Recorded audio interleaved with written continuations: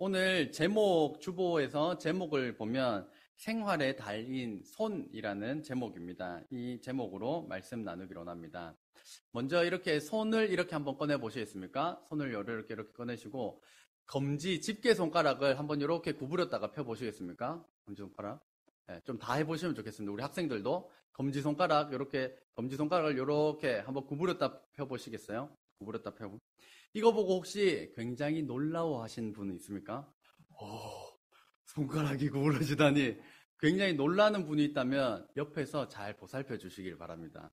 왜냐하면 우리는 이것을 굉장히 놀라워하지는 않습니다. 그런데 로봇 공학 전문가들은 로봇 손을 만들었는데 이게 부드럽게 움직였다가 펴지면 완전 박수치고 난리 날 정도로 굉장히 어려운 기술이 손가락을 부드럽게 구부렸다가 펴는 기술이라고 합니다. 이번에는 5손가락을 이렇게 다시 손을 꺼내시고 5손가락을 이렇게 오징어처럼 이렇게 한번 해보시겠습니까? 이거는 로봇 공학 기술에서는 일어날 수가 없는 엄청난 일입니다. 그렇기 때문에 앞으로 손가락 이렇게 구부리실 때 감탄하시면서 손가락을 한번 해보시겠습니까? 손가락 구부리시면서 감탄 한번 해보세요. 이렇게 감탄하셔야 되는데 주의사항이 있습니다. 이거 혼자 있을 때 감탄해야지 다른 학교에서 친구들 앞에서 얘네들아 이것 좀 봐 신기하지 이렇게 감탄하면 친구들로부터 보살핌을 받을 수 있으니까 혼자 있을 때 이렇게 감탄하시기를 바랍니다. 오늘 말씀의 제목은 생활의 달인 손입니다. 우리가 무심코 하나님의 일을 보면 하나님께서 만드신 것들을 보면 잘 알 수가 없는데 자세히 들여다보면 하나님의 놀라운 솜씨들을 알 수가 있습니다. 오늘은 영상, 사진 이런 것들을 많이 준비했는데요. 긱불이라고 우리 청소년들은 들어보았을 것입니다. 최근에 이제 긱불이라는 과학 회사 같은 것입니다. 여기에서 1억짜리 왼쪽에 있는 이게 1억짜리 로봇 개이고 이것을 긱불에서 인수를 받아서 요것을 개 모양으로 좀 개조를 한 것입니다. 그래서 여기 이제 머리도 달고 원래는 머리가 없는데 머리를 달고 뒤에 이런 걸 달고 있었는데 이제 여기서 보면 이제 기술이 어디까지 발전을 했냐면 이게 자동 센서로 인해서 계단도 올라가고 계단도 내려가고 눕기도 하고 그리고 앞에 장애물이 있고 사람이 있으면 피해서 가기까지 하는 그런 대단한 기술로 발전을 했습니다. 여기에다가 이제 긱불 회사에서 요거를 조금 더 개발을 하고 싶어서 물 먹는 것을 아까 그 뒤에 보면 물 먹는 것을 개발했는데 좀 볼품이 좀 없는 것 같습니다. 앞에 이 뒤에 이 통을 이렇게 원래 거는 좀 깔끔했는데 뒤에다가 통을 달아 놓으니까 조금 거추장스러운 면이 있긴 한데 몇 날 며칠 밤을 새워서 물을 먹는 것을 개발을 하였고 그리고 이름을 1억이라고 지었습니다. 1억이. 그래서 1억이 물을 마시고요. 그리고 난 다음에 개발을 했는 것이 소변 보는 겁니다. 물 마셨으니까 소변 봐야지 하고 이제 이렇게 소변 보는 이 기술을 만들었습니다. 그래서 이걸 만드니까 가는 곳곳마다 막 사람들이 막 줄지어서 다니면서 막 화제거리가 되었습니다. 그런데 좀 더 깊이 생각을 해보면 이 대단한 사람들이 이것을 가지고 정말 심혈을 기울여서 만든 것이 뭐죠? 물 마시고 소변 보는 거입니다. 그 정도의 사람들이 손뼉을 치고 환호성을 지를 정도라면 우리 교회에서 기르는 곰곰이 앞에서는 절을 해야 될지도 모릅니다. 곰곰이가 하는 거 잠깐 보도록 하겠습니다. 소리가 나오나요?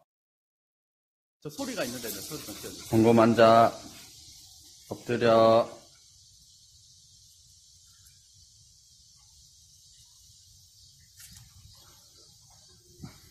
곰곰이가 지금 꼬리도 자동으로 흔들고 곰곰 있습니다. 짖어. 곰곰 짖어. 곰곰 짖어. 지금 저희는 대단한 걸 본 게 아닙니다. 그냥 앉아 그러니까 앉고 엎드려 그래 엎드리고 짖어 그러니까 몇 번 만에 이제 짖고 간식을 떨어뜨리니까 이 간식이 어디 있는지 찾아가지고 눈과 후각신경을 여기 찾아가지고 땅에 떨어진 걸 먹고 그 가운데 불규칙적으로 꼬리를 계속 흔드는 별 신기하지 않은 겁니다. 그냥 지나가면 별것 아닌데 아까 그 과학기술 아까 그 개가 뭘 했죠? 먹고 소변 보는 거 그게 몸에 흡수되는 것도 아닙니다. 그렇기 때문에 그 과학 기술과 우리 곰곰이를 비교하면 우리 곰곰이가 대단한 몇 가지들이 있습니다. 첫 번째로는 낯선 사람을 구별합니다.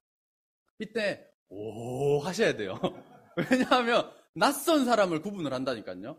전자공학 기술에서는 뭐 눈을 하든지 얼굴을 하든지 뭐든지 다 대입을 해놔야 되는데 곰곰이는 보고 혼자 인식을 합니다. 그리고 코가 사람에 비해서 수천 배에서 수십만 배 발달했기 때문에 코로 사람들을 다 구분을 합니다. 왔던 사람이구나, 언제 왔던 사람이구나, 코로 내가 아는 사람이가 모르는 사람이구나, 이거를 코로 다 구분을 합니다.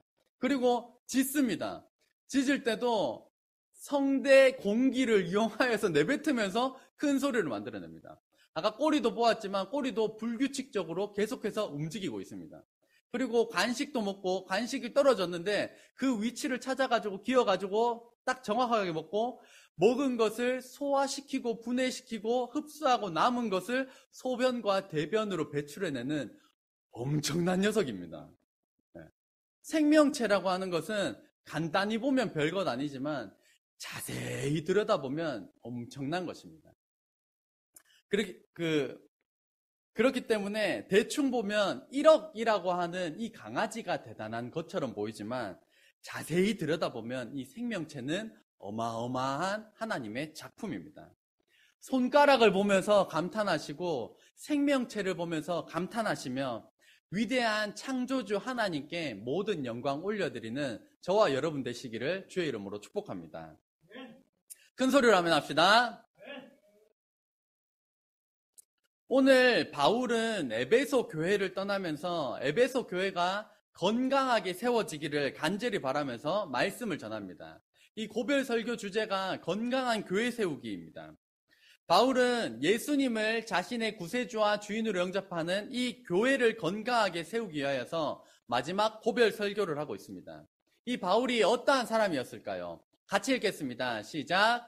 내가 아무의 은이나 금이나 의복을 탐하지 아니하였고, 먼저 바울은 은이나 금이나 의복을 탐하지 않았던 사람입니다. 은이나 금, 의복들은 우리에게 필요한 필수품들입니다. 보석으로서의 의미도 있고 몸은 우리의 몸을 보호해주는 그런 기능들이 있습니다. 저희 모두가 지금 옷을 벗고 온 사람이 없습니다. 모두가 옷을 입고 있는 굉장히 필수품 중에 하나입니다. 그래서 은과 금과 의복보다 더 중요한 것이 이 바울이 탐내지 않았다, 탐하는 사람이 아니었다라는 것입니다. 탐내다라는 것의 사전적 정의는 지나치게 욕심 부리는 것을 의미합니다. 적당한 것이 아니라 지나치게 욕심 부리는 것. 그것을 가지고 출애굽기 20장 17절 말씀에 보면 내 이웃의 집을 탐내지 말라. 내 이웃의 아내나 그의 남종이나 그의 여종이나 그의 소나 그의 낙이나 물은 내 이웃의 소유를 탐내지 마라. 지나치게 욕심 부리지 마라. 라고 말씀을 하고 있습니다. 그런가 하면 이제 2007년도에 나온 박진영 씨의 노래 네가 사는 그 집이라는 노래가 있습니다. 들을 때도 굉장히 기분이 별로 안 좋았는데 가사를 보면 이렇습니다. 네 앞에 그 남자의 자리 그거 원래 내 자리잖아. 네가 사는 그 집 내 거였어야 돼. 네가 타는 그 차 내 거였어야 돼. 네가 차린 음식 그 낳은 그 아이까지도 모두가 내 것이었어야 해. 모두가 내 아이였어야 해. 그게 아주 굉장히 섹시한 춤과 굉장히 노래의 그 음률과 이것을 해서 다 내 거야. 아내도 그 자리도 그 차도 다 내 거야 라고 굉장히 탐내고 있는 이 노래가 2007년도에 나왔고 모두가 가사의 내용도 모른 채 또 정신없이 힌트를 쳤습니다. 그렇기 때문에 우리가 이 문화를 구분하는 눈이 필요한 것입니다. 그렇다면 이전에도 많이 했었지만 하나님과 사람, 돈의 위치는 어떠해야 될까요? 그래서 언제나 성경적인 위치는 이렇습니다. 하나님이 언제나 사람 위에, 머리 위에 계셔야 되는 것입니다. 사람은 언제나 평등한 위치에 있어야 됩니다. 돈은 언제나 우리의 발 아래 두어야 하는 것입니다. 이것이 성경적인 질서인데 하나님과 돈의 위치를 바꿔보면 이제 불신자일 테이고 그리고 돈을 사람보다 더 중요시 여기면 이제 돈 때문에 관계가 깨어지고 돈 때문에 살인을 하고 돈 때문에 부모고 뭐고 없고 이렇게 폐륜화적인 일들이 발생하는 것이 성경적인 이 위치를 빼먹었을 때, 돈보다 사람을 중요시 여겼을 때 나타나는 것입니다. 그래서 돈이라고 하는 것은 가치 중립적인 것입니다.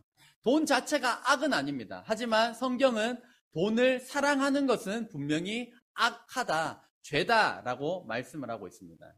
오늘 바울의 삶처럼 탐내지 아니한 삶, 이 하나님과 사람, 돈의 위치, 이 성경적인 위치를 따라가시는 저와 여러분 되시기를 주의 이름으로 축복합니다. 큰 소리로 아멘 합시다. 한번 연습해 봅시다. 아멘. 아멘. 네, 아멘 할 때 하나님께서 큰 은혜 부어주실 줄로 믿습니다. 두 번째로 사도행전 20장 34절 말씀 같이 읽겠습니다. 시작. 여러분이 아는 바와 같이 이 손으로 나와 내 동행들이 쓰는 것을 충당하여, 이 바울은 자신의 손으로서 손의 일을 함으로써 자신의 재정들을 충당해 나아갔습니다. 이게 손기술이 있었다라는 것입니다. 바울은 손기술이 있었던 사람입니다. 낮에는 천막 만드는 일, 그래서 텐트 메이커라는 자기 일에 종사하였고, 다른 사람이 쉬는 시간에는 두란노 서원에 가서 하나님의 말씀을 전하는 일을 하였습니다. 그리고 이 텐트 만드는 일, 텐트를 만들고 팔므로써 자신의 사역에 필요한 재정들을 충당하였습니다. 이 바울은 누구보다도 엘리트 출신이고, 우리식으로 보자면 하버드 대학교를 나왔지만, 나와서 그 손을 쓰기보다는 머리를 쓰는 일로서 또 돈도 벌 수 있고 지위도 얻을 수 있었지만, 그리스도인으로서 자신의 손을 열심히 사용을 하였습니다. 요즘 현대인의 무력감을 나타내는 단어들이 여러 가지가 있습니다. 많이 들어본 단어가 번아웃입니다. 그래서 영어로 보면 번아웃, 그래서 불타서 없어진다. 업무 과부하, 너무 과도한 일로 인해서 자기가 없어지고 고통스러운 상태에 빠지는 것을 번아웃이라고 합니다. 그런가 하면 보어아웃이라는 것도 있습니다. 보어아웃은 권태증후군입니다. 업무가 지루하고 그 직업에 목표가 없어서 흥미를 잃고 그저 시간을 보내는 지루한 상태를 일합니다. 그래서 일을 하러 갔는데 마냥 쉬면 좋을 것 같은데 할 일도 없고 계속해서 핸드폰이나 보고 할 일 없어서 시간을 때우고 있는 그때가 보어아웃, 그냥 지루하게 보내는 이것을 이제 권태증후군이라고 합니다. 그런가 하면 요즘은 이제 잘 들어본 적은 없으실 텐데 브라운아웃이라는 것이 있습니다. 브라운아웃은 개인이 중요하게 여기는 가치와 조직에서 중요하게 여기는 가치가 달라서 업무의 의미와 성취를 찾을 수 없는 상태입니다. 나는 이렇게 하려고 하는데 회사의 방침과 목적이 여기 있다 보니까 아무리 해도 흥미도 나지 않고 성취가 되지도 않고 거기에서 이 의미와 성취를 찾을 수 없는 그 상태를 브라운아웃이라고 합니다. 우리나라에서는 건축 현장에서 일명 노가다 하는 것을 굉장히 깔보는 경향들이 있습니다. 낮게 보는 경향이 있습니다. 하지만 그 KBS 다큐멘터리에 보면 이분은 이제 벽돌공이십니다. 벽돌공이신데도 불구하고 자신의 직업의식과 이 직업 소명이 굉장히 뚜렷합니다. 나 같은 사람이 없다면 지붕이나 벽이 없는 집에 살게 될 겁니다. 나 같은 사람은 이 사회에 굉장히 필수적인 사람입니다. 누굽니까? 벽돌공, 건축 현장, 노가다에 종사하는 사람입니다. 그런 사람이 현장에서 일하는 것을 우리나라에서는 조금 낮게 보는 경향이 있지만 외국에서는 소득이 굉장히 높습니다. 그래서 최근에 대우조선에 파업이 일어났었는데 거기에서도 보면 정규직 용접사는 월급이 500만 원에서 600만 원인데 하청업자의 용접사는 월 200만 원 정도를 받는 겁니다. 그러다 보니까 똑같이 용접을 하는데 거기에 굉장한 임금 격차로 인하여서 이번에 파업의 이유 중에 하나로 나타났습니다.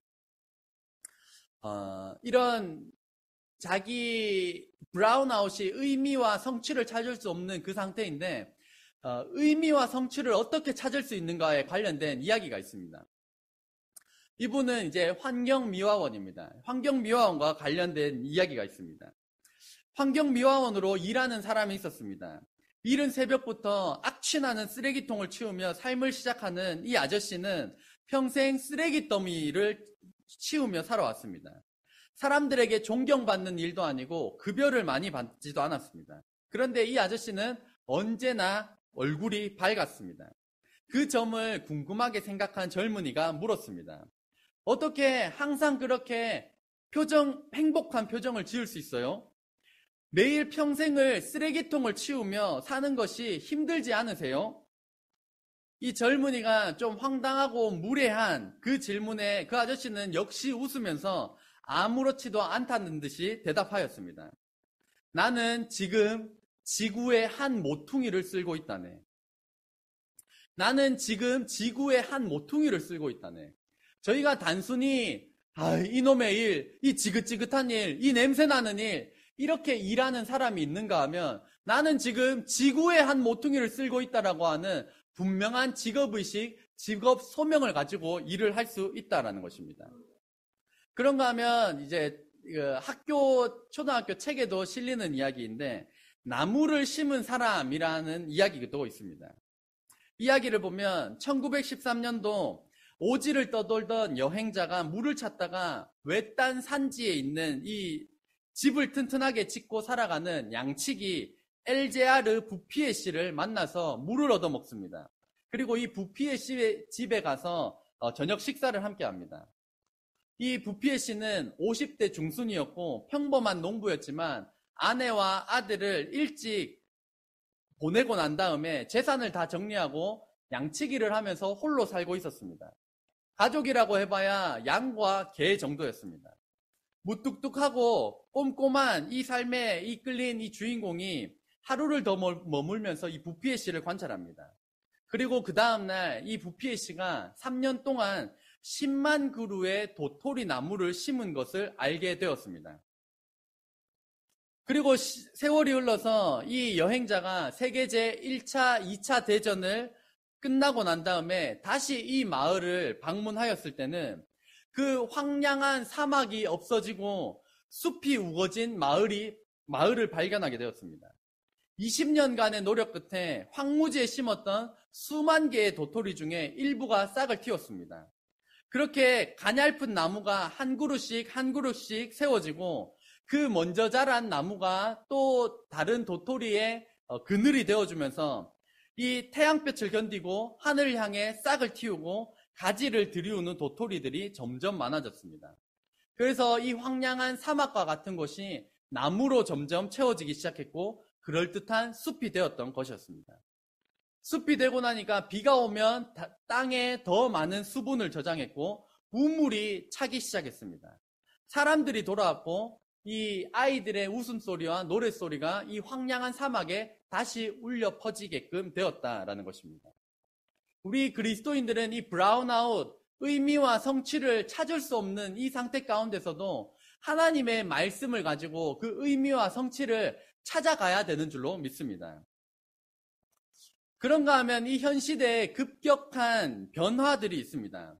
이제 그 어린 친구들은 들어보았을 텐데요. 이제 지금은 현재 이제 더 이상 올리지 않는 유튜브라고 합니다. 보람튜브라는 것인데 이 보람튜브는 어린이와 관련된 컨텐츠인데 한창 인기를 끌 때는 월 수익이 37억 원이었다고 합니다. 얼마라고요? 37억 원. 상상이나 되십니까? 인터넷으로 영상을 올리는데 한 달 수입이 37억 원입니다. 그래서 그것을 모아가지고 청담동에 100억짜리 건물을 샀다라고 합니다. 여기 시청자들의 95%는 외국 아이들이고 구독자 수가 눈으로 보시나요? 여기 2,940만 명입니다. 그리고 여기는 이제 인기 동영상인데 제일 인기가 많은 게 6.9억 회. 그래서 약 7억 회입니다. 7억 회가 저희가 유튜브를 보면 광고 하나를 보면 그 영상 제작자에게 1원의 수익이 올라갑니다. 그러니까 근데 거기서 광고를 앞에 2개를 넣으면 2원이고 광고 2개를 넣고 중간에 광고 1개를 더 넣으면 그 영상에 3원의 가치가 있습니다. 그러면 광고 1개를 넣었을 때 7억 회가 조회되면 이 제작자에게 7억이 들어가게 되고 광고를 2개 넣으면 14억, 광고를 3개 넣으면 이 영상 하나로 21억 원의 수입이 나타나는 것입니다. 정말 억소리가 납니다. 그런가 하면 유튜브는 영상 하나가 21억 원을 벌어다 주었는데 KBS 유일한 TV 유치원이라는 프로그램은 시청률이 나오나요? 시청률 0.1%입니다. 0.1%. 구독자, 여기 나옵니다. 구독자 2,400명. 2,400만 명도 아니고 2,400명입니다. 그러니까 KBS는 2,400명이 구독하고 유튜브는 지금 3천만 명이 전 세계에서 구독한다라는 것입니다. 그래서 광고 업체들도 TV 광고로는 3조 4천억, 인터넷 광고비로는 6조 5천억. 그래서 인터넷에 더 광고를 많이 하고 있습니다. 2018년도 평창 동계 올림픽 최고 시청률이 1천만 명이었습니다. 1천만 명이라고 하니까 어느 정도인지 감이 잘 안 오는데요. 우리 2017년에 롤드컵이라고 리그 오브 레전드라고 하는 게임이 있습니다. 그 게임의 결승전 시청자 수가 몇 명이라고요? 8천만 명. 그 올림픽이 최고 시청률이 1,000만 명인데 이 리그 오브 레전드, 이 롤드컵의 결승전은 8천만 명이 봤다라는 것입니다. 그런가 하면 유튜브 연 광고 매출이 18조입니다.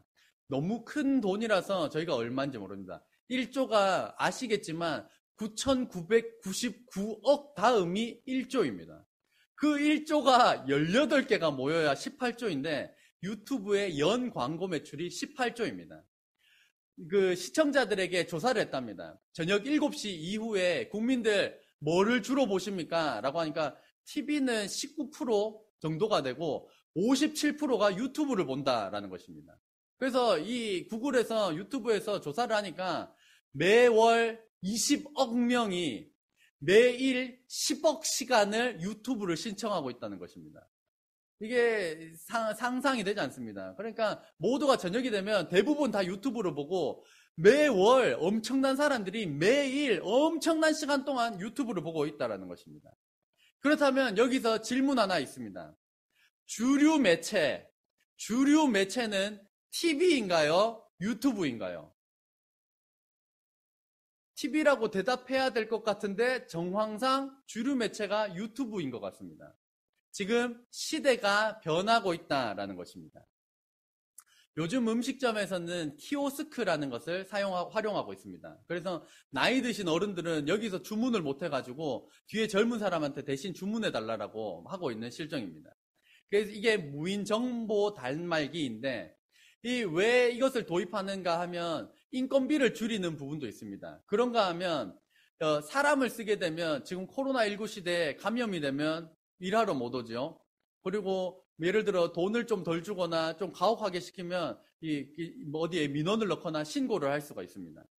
그렇기 때문에 만약에 저와 여러분이 음식점 사장이라면 키오스크 이거 정말 불평불만 없이 기계가 고장날 때까지 저비용 고효율로 사용할 수 있는 이 키오스크를 쓸 것인가, 아니면 코로나19로 위험하기도 하고 비용도 발생하는 이 사람을 쓸 것인가. 이런 시대를 우리가 살아가고 있습니다. 그런가 하면 이분 누군지 아시는 분 있습니까? 전 세계 갑부 1등입니다. 지금 빌 게이츠는 5등인가 밀려났고 지금 이 사람이 1등인데 이분이 일론 머스크라는 분이십니다. 그래서 일론 머스크 씨가 이제 테슬라라고 하는 전기 자동차 회사 사장님이시고, 한 번씩 테슬라 차를 한 번씩 보시나요? 여기 이제 T처럼 되어 있는 이 문양이 있는 차가 하향에도 한두 대, 몇 대씩 이렇게 돌아다니는데 기본적으로 억 소리가 나는 차입니다. 1억이 보통 넘더라고요. 그래서 테슬라라고 하는 굉장히 고가의 자동차를 만드는 회사이고, 그런가 하면 스페이스 X라고 하는 우주 탐사 기업을 인수한 회사입니다. 회사의 사장님이 이제 일론 머스크 씨입니다. 일론 머스크 씨가 사장이 되고 난 다음에 자기 자녀들만 다닐 수 있는 학교를 따로 만들었다고 합니다. 그리고 난 다음에 이 회사 직원들만 다니는 학교로 이제 그것을 변경을 해서 지금 운영을 하고 있는데, 이 학교의 주된 목표 중에 하나는 앞으로 다가올 인공지능을 얼마나 잘 활용할 것인가. 이 인공지능과 관련해서 가르치는 전문 학교로서 학교를 세우고 자기 회사의 자녀들을 보내고 있다라는 것입니다. 인공지능 개발로 인하여서 저희들의 일자리는 계속해서 축소될 것이지만 사람의 손을 대체할 수 없는 직업군들이 있습니다. 이것들을 조사를 해보니까 다들 조사하는 기관 다 나름이었습니다. 내가 근무하는 여기에 기반하여서 우리께 다 대체될 수 없다라는 식이었지 정확하게 이렇게 무엇을 추론할 수 있는 그런 건 아니었습니다. 하지만 대충이라도 보면 디자이너들 아니면 지휘자, 악기, 연주가, 음악과 관련된 활동들, 예술과 관련된 활동들, 화장, 분장사, 안무가, 만화가 등등 이런 사람들이 AI 시대, 인공지능 시대에 대체될 수 없는 인력일 것이다 라고 하였습니다. 그래서 그것들의 대충 공통점들을 좀 뽑아보면 감성, 예술과 관련된 직종이다. 창의적 지능을 이용해야 된다. 손을 이용한 정교한 작업 및 업무를 해야 된다. 또한 이론이 아니라 실기적인 부분이다. 그래서 인공지능이 계속해서 우리들의 직업과 앞으로 우리를 대체해 나갈 것인데 그렇다 할지라도 그리스도인들이 앞으로의 미래를 위하여서 준비해야 하는 일은 이것은 계속해서 바울이 그 당시에 손기술을 가진 것을 기반으로 말씀을 드리고 있습니다. 그래서 기술, 이게 현재 우리가 하고 있는 일이기도 합니다. 이론적인 기술, 실기적인 기술을 우리가 준비해야 한다라는 것입니다. 그런가 하면 우리가 현재 맡은 일도 제대로 하지 못하면 앞으로 해서 계속 뒤처지는 시대에 살 수밖에 없다. 그런가 하면 절대적으로 뒤처지지 않기 위해서 해야 되는 일들이 독서다라는 것입니다. 이 독서가 얼마나 중요한가 하면 지금 이제 입시 체제가 우리나라에서도 계속해서 변모가 되고 있는데 일본에서는 2013년도에 이미 바칼로레아라고 하는 프랑스에 사용하는 이 수능 제도를 일본에는 도입을 했다라고 합니다. 여기에서도 논문이나 수필과 같은 글쓰기가 이 바칼로레아, 일본의 교육 시스템을 바꾸어 놓은 주된 것 중에 하나입니다. 글쓰기가 핵심이라는 말은 독서와 토론이 기본이라는 것입니다. 저희가 항상 일본 사람을 이야기할 때 우리가 대단하지도 않으면서 일본 놈 이러면서 일본 사람들을 굉장히 까내립니다. 그런데 일본 국민들의 평균 독서량이 70권입니다. 몇 권이라고요? 70권. 일본인들은 1인당 평균 독서율이 1년에 70권. 그러면 한 주에 한 권씩 일본 사람들은 평균적으로 읽어 나갑니다. 한국 사람들은 몇 권일까요? 여러분들은 1년에 책 몇 권 읽으시나요? 이 통계를 보면 우리나라 국민 평균 독서량이 1년에 7권. 7권. 생각보다 많다라고 느껴지지 않으신가요? 나는 한 권도 안 읽는데 누가 이렇게 많이 읽었지? 이 7권이라고 나온 수치는 우리나라 국민의 50%가 한 권도 안 읽는 사람들을 뺀 수치입니다. 우리나라의 50%는 1년에 책 한 권도 안 읽는 사람들. 이 사람들을 빼고 나니까 7권이지 이 사람들 넣으면 우리나라 연평균 독서율은 1.6권, 2권이 채 되지 않습니다. 다윗은 자기의 맡은 일에 최선을 다한 사람이었습니다. 이 골리앗과의 전쟁에서도 보면 물매질을 하였습니다. 물매질을 하여서 골리앗의 이마를 정통으로 맞추고 난 다음에 골리앗이 쓰러지게 되었는데 만약에 다윗이 자기가 맡은 이 물매질에 최선을 다하지 않았다면 정확도가 없었다라면 물매질을 이렇게 열심히 돌려가지고 골리앗에게 던졌는데 골리앗의 투구를 딱 맞았다. 그러면 아마 다윗은 죽은 목숨이었을 것입니다. 그게 빗나가거나 다른 데 맞았으면 다윗은 골리앗에게 죽은 목숨이었습니다. 하지만 이 골리앗의 빈틈인 이마를 정확하게 맞추는 실력을 갖추고 있었기 때문에 그것이 결국에는 나라를 구하는 것으로 쓰임받을 수 있었다라는 것입니다. 다윗이 나라를 구하기에 있어서는 자기가 현재 맡은 일에 최선을 다하여 나아갔다라는 것입니다.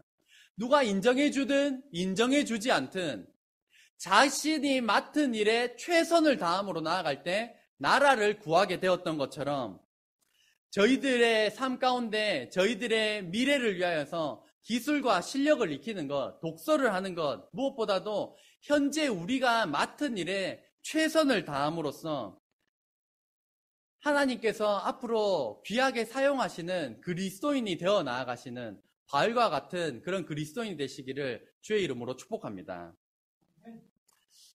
사도행전 20장 35절 말씀입니다. 같이 읽겠습니다. 시작.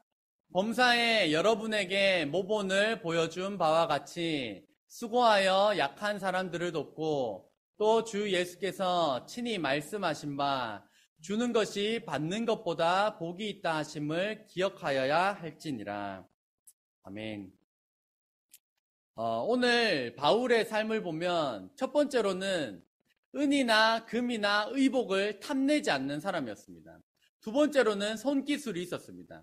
그런가 하면 방금 우리가 읽은 본문처럼 약한 사람을 돕는 것이 바울의 삶이었습니다. 예수님의 말씀을 다시 보면 주는 것이 받는 것보다 복이 있다라고 말씀을 하십니다. 우리가 줄 때 돌아올 것을 받고 주는 것을 투자라고 하고 이 돌아올 것을 기대하지 않고 주는 것, 이것을 가지고 예수님께서 복이 있다라고 말씀하셨습니다. 제가 이제 고등학교를 다닐 때도 선생님들이 흔히 하시는 말씀이 그거였습니다. 공부 좀 열심히 해라, 공부 좀 열심히 해라, 공부해가지고 남 주냐? 맨날 이것들을 강조하셨습니다. 근데 제가 성경을 읽고 이 성경적인 세계관에 비춰서 보면 우리가 공부를 열심히 해서 남 주기 위해서 공부를 하는 것입니다. 따라해 보겠습니다. 남 주기 위해서 공부하자. 네, 한번 좌우로 인사해 주면 좋겠습니다. 남 주기 위해서 공부하래. 시작. 네.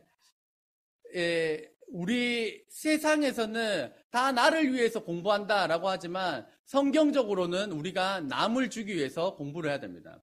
우리 교사로서 꿈꾸는 우리 형제들도 있고 내가 잘 모르면 남을 가르칠 수가 없습니다. 남을 잘 가르쳐 주기 위하여서 우리가 공부를 열심히 해야 하는 것입니다. 이번 청소년 캠프에 갔을 때 이제 박위 형제님이라고 이제 간증을 해주셨습니다. 이제 이 형제님께서 사고로 인하여서 이제 전신마비가 되었고 조금 회복을 하여서 휠체어를 타고 손 정도는 쓸 수 있는 분이 되셨습니다. 이분이 자신의 사고를 통하여서 자신의 부족함과 연약함을 통하여서 하나님께서 이 박위 형제님에게 주신 사명은 자신과 같이 아픈 사람들을 위한, 자신처럼 몸이 불편한 사람들, 그런가 하면 현 시대에 정신이 온전하지 못한 사람들이 굉장히 많은데 이러한 사람들을 위하여서 사역하라라고 하나님께서 말씀을 해주셨다라는 것입니다. 오늘 바울은 자신의 소득, 자신의 힘을 통하여서 약한 사람을 돕는 사역들을 하였습니다. 저와 여러분은 우리의 돈을, 우리들의 재정을 어디에다가 사용하고 있습니까?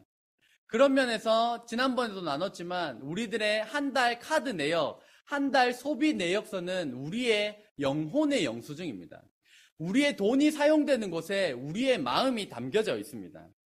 그래서 우리의 소득 가운데 이 바울 사도가 약한 자들을 위하여서 사용하였던 것처럼 우리 또한 약한 자들을 위하여서 재정을 흘려보내시는 저와 여러분 되시기를 주의 이름으로 축복합니다.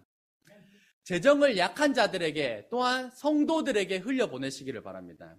그래서 우리의 소득이 있다면 10분의 1은 물질을 주신 하나님께 11조로 구분하여 드리고 나머지 10분의 1은 약한 사람들, 우리 성도님들에게 이 10분의 1을 흘려보내시는 이 바울과 같은 삶을 사시는 저와 여러분 되기를 소망합니다.